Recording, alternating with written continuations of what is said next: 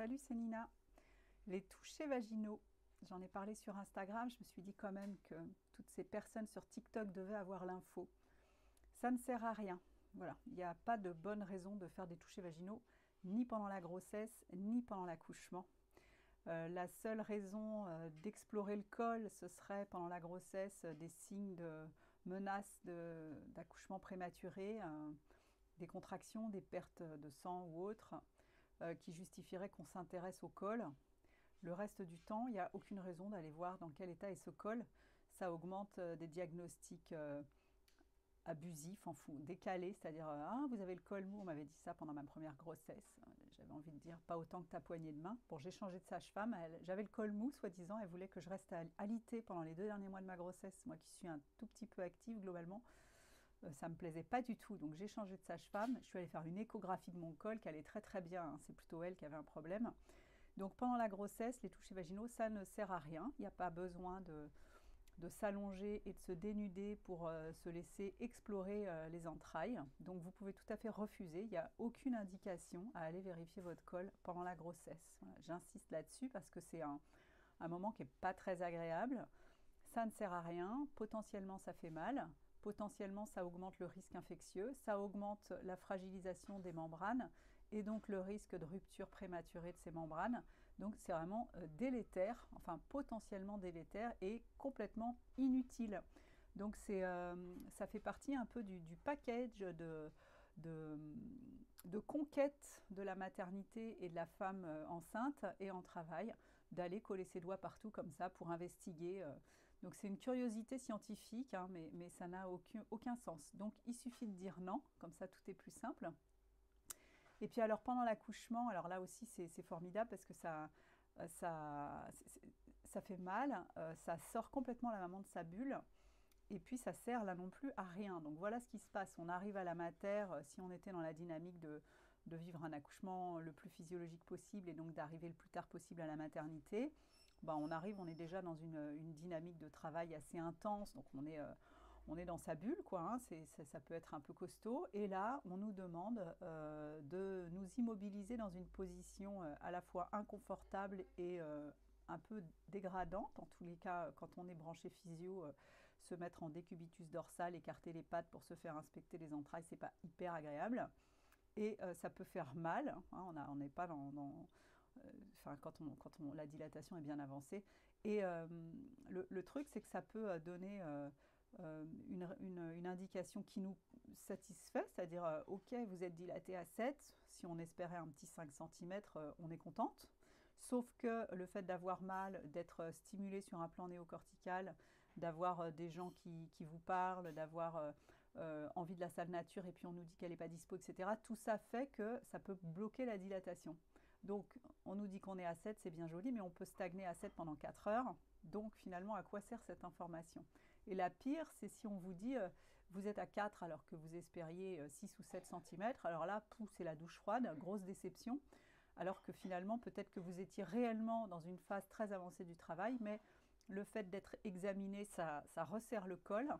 Et quand bien même, on peut très bien passer de 2 cm à dilatation complète en une demi-heure. Donc c'est une information qui n'apporte rien. Donc en maternité, on a cette manie comme ça de venir examiner le col avec nos petits tableaux. Il faut que la dame, elle dilate d'1 cm par heure, sinon ça ne va pas. C'est bête, c'est des habitudes débiles, des protocoles absurdes. Et donc ça augmente aussi le risque infectieux, évidemment, le risque de rupture artificielle des membranes, volontaire ou non. D'ailleurs, c'est idem en fin de grossesse, hein, les examens de fin de grossesse, le petit décollement de membrane qui va bien, vite fait, bien fait. Là, je vous ai donné un petit coup de pouce, comme ça va se mettre en route, hein. On passe le doigt dans le col et on va décoller les membranes. C'est un geste qui nécessite un consentement préalable, c'est un peu la moindre des choses, mais c'est quand même très fréquent que des femmes subissent un décollement de membrane sans du tout qu'on leur ait demandé leur avis. Et c'est globalement inutile, le décollement de membrane. Ça ne fait pas avancer grand-chose. Si ça fait avancer, c'est que de toute façon, ça aurait avancé. Ça augmente le risque de rupture prématurée des membranes, le risque infectieux, etc. Enfin, donc c'est vraiment coller ses pattes là où il ne faut pas pour rien. Si votre grossesse se passe bien, si votre accouchement se passe bien, il n'y a aucune raison d'aller coller ses pattes ici. Donc l'information n'est pas pertinente. on n'en tire aucune conclusion. Donc, vous pouvez tout simplement refuser les touchés vaginaux. Ça facilitera largement le déroulement de l'accouchement, et puis ça rendra aussi le déroulement de la grossesse plus agréable, parce que quand c'est un geste qui nous fait un peu peur et qu'on trouve très désagréable, se taper ça régulièrement pendant toute sa grossesse, c'est quand même une source d'anxiété inutile. Voilà, c'était le petit topo sur les touchés vaginaux. On demande si on souhaite, je ne sais quoi d'ailleurs, hein, il y a des femmes qui ont envie d'être prises en charge, d'avoir une surveillance rapprochée parce qu'elles ont des inquiétudes, auquel cas, bon bah allons-y, hein. Enfin, c'est vraiment à chacune de choisir. Je trouve plus intéressant d'aller explorer la physiologie et de comprendre que la prise en charge hyper médicalisée de la naissance en France, elle est arrivée à des extrêmes aberrants, et que c'est plus sympa de découvrir que la grossesse et l'accouchement ne sont pas des maladies, que votre corps est fait pour mettre le bébé au monde, et que, contrairement à ce qu'on nous raconte, non, avant je sais pas quoi, toutes les femmes ne mouraient pas en couche. C'est faux. Ce mythe qui traîne de la mortalité astronomique des femmes en travail avant je ne sais quoi, c'est pas vrai. Donc c'est intéressant d'avoir un nouvel éclairage là-dessus. Ça, c'est ce que permet mon documentaire Faut pas pousser, puisque dans Faut pas pousser, il y a Marie-France Morel, qui est historienne de la naissance, présidente de la Société d'histoire de la naissance, qui vous parle de ça, de pourquoi la médicalisation, pourquoi la naissance a été médicalisée comme ça. Elle le dit très simplement, elle dit non, non, c'était pas pour sauver les femmes et les bébés, c'est un peu comme Christophe Colomb découvrant l'Amérique. C'est envie d'explorer, de se faire une clientèle, voilà. Donc on s'enlève de la tête que sans la médicalisation, toutes les femmes mourraient en couche.